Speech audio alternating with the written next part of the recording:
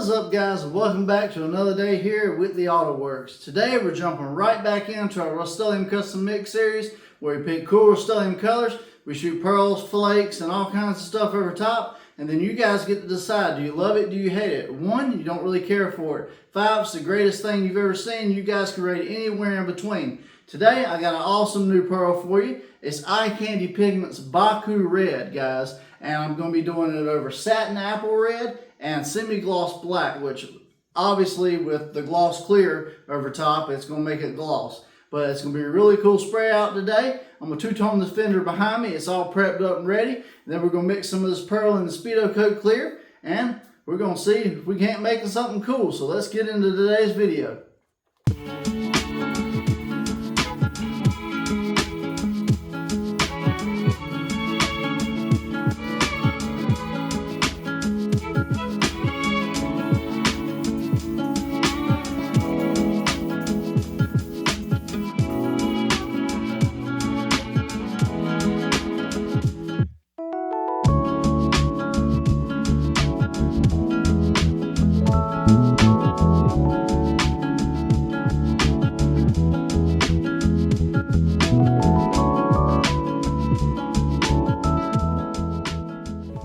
Guys, so we got our Rustoleum colors laid down behind us, a good mix. We got a red base and a black base, so that's going to be great for this red eye candy pigment. Now, Baku Red. Now, this looks like it almost has some shifting capabilities to it. And as far as the pigment load in the mix, I don't really know what to do. I've had really good luck here lately with 3/4 of a teaspoon, but since this is a solid pearl, I don't want to push it too hard. Let's do half a teaspoon into the mix. And I did use my Speedo Coat Clear today, 4-to-1 mix, 5 ounces total, 4 ounces of clear, 1 ounce of activator, medium temp, and 75 degrees out. So should be pretty good. And yeah, I'm gonna bring you guys in close. We'll mix this up and then we'll spray it on the panel. Alright guys, so this is Eye Candy Pigment's Baku Red. Man, it almost looks pinkish. That's gonna be interesting. But yeah, let's put it in the mix and let's stir it up. And wow, looks like fruit punch. This reminds me a lot of that cherry red pearl we sprayed out a lot on this channel. It was very, very popular. So I'm really curious to see what this is going to do in the mix over top of everything. Nonetheless, I'm ready to spray it out. I hope you are too. And yeah, let's load up our Vevor gun and let's get to spraying.